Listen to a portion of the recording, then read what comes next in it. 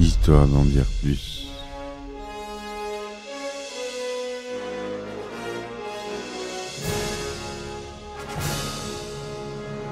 Eh ben attendez, on est en France. Allez, cul sec.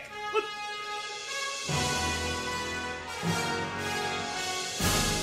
Personne ne veut le croire et pourtant c'est vrai, ils existent, ils sont là, Tarnatata.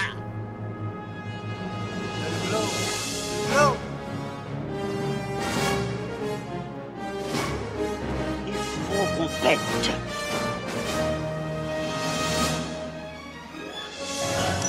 Voyons, circuit branché, convecteur temporel temporisé. Bonjour, bienvenue sur Histoire d'en dire plus. Aujourd'hui, on aborde une partie du cinéma que j'avais déjà abordé dans le podcast sur les Universal Monsters, les monstres des films Universal. Et on va commencer par le plus célèbre d'entre eux, Monsieur Dracula, en 1931. Allez, c'est parti mon kiki. Alors Dracula, donc, c'est un film américain réalisé par Todd Browning en 1931. C'est le premier film d'une longue série sous l'appellation Dracula. Une première adaptation non officielle ayant été tournée en 1922 par Friedrich Wilhelm Murnau sous le nom de Nosferatu le vampire, adapté d'une pièce de théâtre de 1924 de Hamilton D. et John L. Balderton, elle-même adaptée du roman original de Bram Stoker de 1897, Dracula. Le film de 1931 fait partie de la série, comme je vous l'ai dit, des Universal Monsters, vous savez, avec la momie, Dracula, Frankenstein, la créature du lagon noir. Il y a eu plus d'une centaine de films réalisés à partir de ces personnages qu'on a dénommé la série des Universal Monsters, que j'ai abordé, si vous voulez en savoir plus, dans le podcast sur Universal Monsters que vous retrouverez dans la liste des podcasts, quelle que soit la plateforme sur laquelle vous soyez. Donc le synopsis très rapide. Renfield, chargé de conclure une transaction immobilière avec le comte Dracula, se rend dans son château des Carpates où l'aristocrate, qui s'avère être un vampire, va l'hypnotiser pour le mettre sous ses ordres. Débarqué avec Renfield en Angleterre, Dracula ne tarde pas à créer de nouveaux semblables dans la société locale, en commençant par la jeune Lucie. Mais la présence du docteur Van Helsing va contrarier ses plans. Alors, on retrouve comme acteur principal pour Dracula le fameux Bela Lugosi, très célèbre acteur, qui incarnera parfaitement Dracula. Il avait une tête vraiment qui allait bien. Il y avait Helen Chandler, David Manners, Dwight Frye et Edward Van Sloan. Le résumé est un peu plus détaillé. Donc Renfield est un avocat qui s'en rend au château du comte de Dracula en Transylvanie pour une affaire. Les habitants du village craignent que des vampires n'habitent au château et l'avertissent de ne pas s'y rendre. Renfield refuse de rester à l'auberge du village et demande à son cocher de l'emmener au col du Borgo. Renfield est alors conduit au château par le carrosse de Dracula, ce dernier étant déguisé en chauffeur. En route, Renfield passe par la fenêtre pour demander au chauffeur de ralentir. Mais il s'aperçoit que celui-ci a disparu et c'est une chauve-souris qui conduit les chevaux. L'avocat entre ensuite dans le château et est accueilli par le charmant mais excentrique comte qui est un vampire. Il discute de l'intention de Dracula de louer l'ancienne abbaye de Carfax en Angleterre où il compte se rendre le lendemain. Vous voyez, c'est à peu près le même début d'histoire que le film de Francis Ford Coppola. C'est vraiment basé sur le roman Bram Stoker. Donc on continue. Dracula hypnotise alors Renfield pour qu'il ouvre une fenêtre. Renfield s'évanouit, tandis qu'une chauve-souris apparaît, et les 3 femmes de Dracula se rapprochent de lui. Dracula les repousse, puis attaque Renfield lui-même. Plus tard, à bord de la goélette Vesta, Renfield devient fou furieux car son esprit est esclave de Dracula qui se cache dans un cercueil en fond de cale et se nourrit des membres de l'équipage du navire. Lorsque le navire atteint l'Angleterre, on découvre que Renfield est la seule personne vivante à bord, mais il est envoyé au sanatorium de Dr. Stewart, attenant à l'abbaye de Carfax. Dans un théâtre de Londres, Dracula rencontre Seward. Ce dernier lui présente sa fille Mina, ainsi que son fiancé, John Harker, et une amie de la famille, Lucy Weston. Cette dernière est fascinée par le comte Dracula. Cette nuit-là, le vampire entre dans la chambre et se régale de son sang pendant qu'elle dort et elle meurt le lendemain après une série de vaines transfusions sanguines. De son côté, Renfield est obsédé par la consommation de mouches et d'araignées et le professeur Van Helsing analyse le sang de Renfield et se met à lui parler de vampires.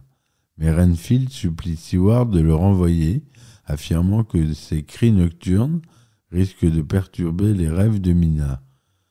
Lorsque Dracula appelle Renfield par l'intermédiaire d'un loup qui hurle, Renfield est troublé par Van Helsing qui lui montre de l'aconite. L'aconite, c'est une sous-espèce de plante, dont Van Helsing dit qu'il sert à se protéger des vampires. Plus tard, Dracula rend visite à Mina, qui est endormie dans sa chambre, pour la mordre. Et le lendemain soir, Dracula vient la visiter, mais Van Helsing et Harker remarquent qu'il n'a pas le reflet dans le miroir. Lorsque Van Helsing lui en demande la raison, le comte se fâche, brise violemment le miroir avant de s'en aller. Le chasseur de vampires en déduit qu'il est le vampire à l'origine des récentes tragédies. Une nuit, Mina quitte sa chambre et court vers Dracula dans le jardin où il l'attaque. Une servante le retrouve inconsciente et les journaux rapportent qu'une femme vêtue de blanc attire les enfants dans le parc pour les mordre jusqu'au sang. Mina reconnaît la dame comme Lucy, désormais ressuscitée en vampire, et Harker veut emmener Mina à Londres pour la mettre en sécurité, mais il se laisse convaincre de la confier à Van Helsing. Ce dernier ordonne à l'infirmière Briggs de prendre soin de Mina lorsqu'elle dort et de ne pas retirer la couronne d'aconite de son cou. Renfield s'échappe de sa cellule et écoute les hommes parler de vampires. Avant que son accompagnateur ne le ramène dans sa cellule, Renfield leur raconte comment Dracula l'a convaincu de se laisser entrer dans le sanatorium en lui promettant des milliers de rats pleins de sang et de vie. Dracula entre dans le salon Seward et s'entretient avec Van Helsing. Dracula déclare que Mina lui appartient désormais et avertit Van Helsing de retourner dans son pays. Van Helsing jure de fouiller l'abbaye de Carfax et de détruire Dracula. Le vampire tente alors de l'hypnotiser, mais la détermination de ce dernier s'avère plus forte. Alors que Dracula se jette sur Van Helsing, ce dernier sort un crucifix de son manteau, ce qui l'oblige à battre en retraite. Alors que Harker rend visite à Mina sur une terrasse, elle lui dit combien elle aime les longues nuits de brouillard, et une chauve-souris vole au-dessus d'eux en couinant vers Mina. Elle attaque alors Harker, mais Van Helsing et Steward la sauvent. Mina confesse ensuite que ce que Dracula lui a fait et dit à Harker que leur amour est terminé. Dracula hypnotise Briggs pour qu'il retire l'aconite jaune du cou de Mina et ouvre les fenêtres. Van Helsing et Harker voient Renfield se diriger vers l'abbaye de Carfax et y découvrent Dracula avec Mina. Lorsqu'Harker crie en direction de Mina, Dracula pense que Renfield l'a trahi en les menant là et le tue. Dracula est traqué par Van Helsing et Harker, qui savent que Dracula est forcé de dormir dans son cercueil en plein jour. Pendant que le soleil se lève, Van Helsing prépare un puits en bois, tandis que Harker cherche Mina. Van Helsing ouvre le cercueil, puis empale Dracula en plein cœur, le tuant sur le coup, et Mina redevient normale. Donc voilà l'histoire complète du film, qui diffère un peu de la version de 92, je crois, celle de Coppola, mais qui est assez proche tout de même. C'est pas la première apparition de Dracula, puisque c'est Nosferatu, on l'a dit, de William Murnau en 1922. Mais toutefois, il a été le premier film officiel Dracula licencié par la Universal Pictures. Donc c'est la société de production et de distribution. Le budget était de $355 000. À la réalisation, c'est Todd Browning. Au scénario, c'est John L. Balderston, Garrett Forth, d'après la pièce, on l'a dit, de Hamilton Jean et Jill D. Balderston, adapté du roman de Bram Stoker. Il n'y a pas de musique originale, mais il y a l'utilisation du lac des cygnes de Tchaïkovski. Voilà. À la production, c'est Todd Browning et Carl Lehman Jr. La durée du film est de 75 minutes. En noir et blanc, 35 mm, 1/20, son mono. C'est un film d'épouvante. On ne veut pas dire d'horreur, comme on entend l'horreur aujourd'hui, mais c'est un film d'épouvante qui est sorti aux États-Unis le 14 février 1931 et en France le 22 janvier 1932 au cinéma L'Ermitage à Paris. Il est classé tout public. Il n'y a pas de sang, il n'y a pas de violence purement physique dans ce film. C'est pour ça qu'on dit que c'est un film d'épouvante. Le fameux Bela Lugosi y joue le comte Dracula. Helen Chandler y joue Mina Seward. David Manners, Jonathan Harker. Dwight Frye y joue Renfield. Edward Van Sloan y joue un Van aussi, mais Van Helsing cette fois-ci. Herbert Blunston joue Jack Seward.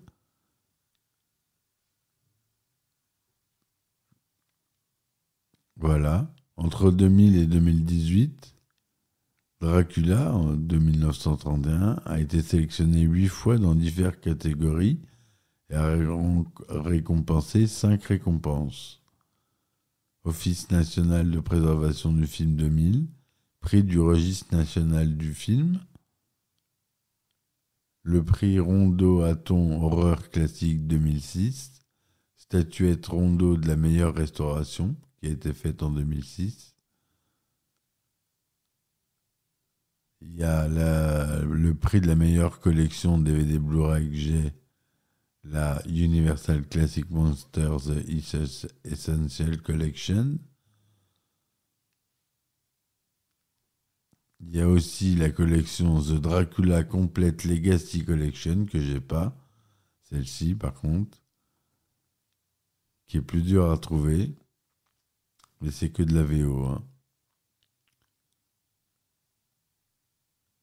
Lou Chaney, père, acteur fétiche de Todd Browning et déjà vedette d'un film de vampire, Launder After Midnight en 1927, était initialement prévu pour interpréter Dracula.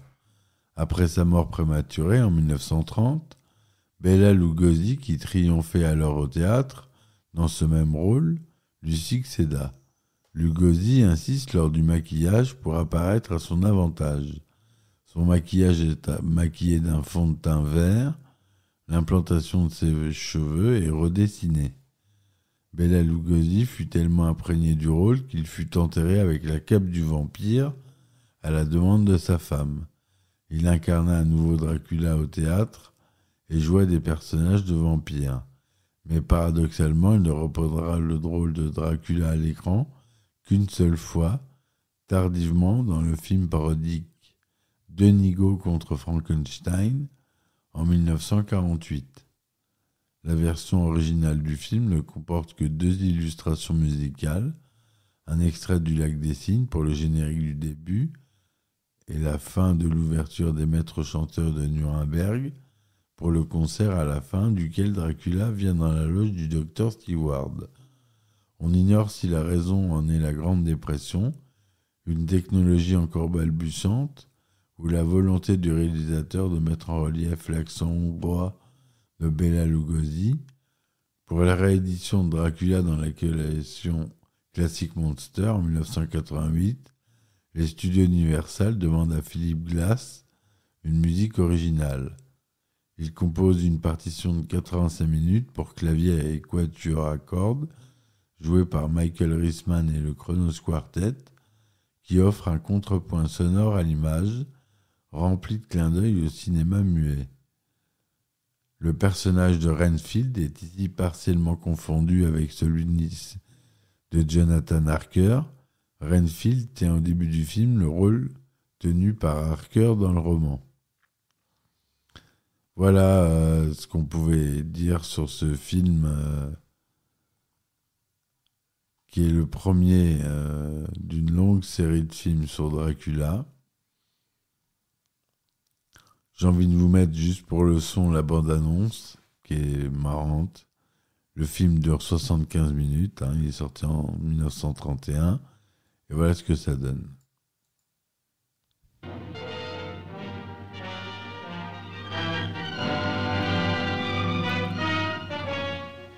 I am Dracula.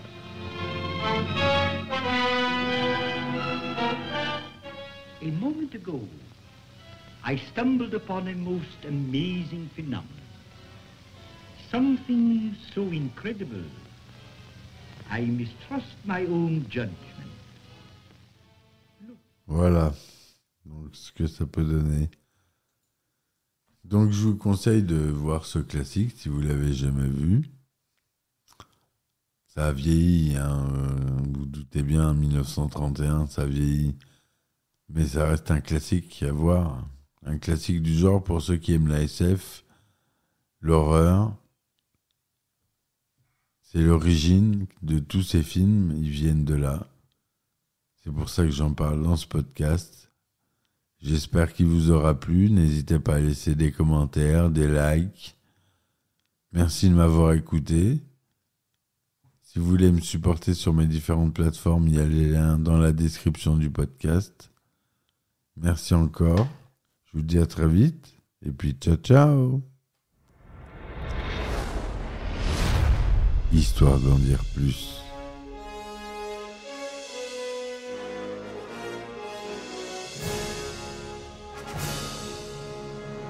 Eh ben attendez, on est en France. Allez, cul sec. Hop.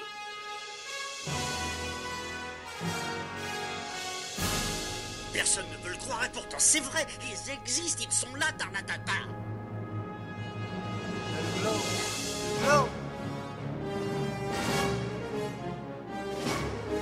Il faut qu'on pète.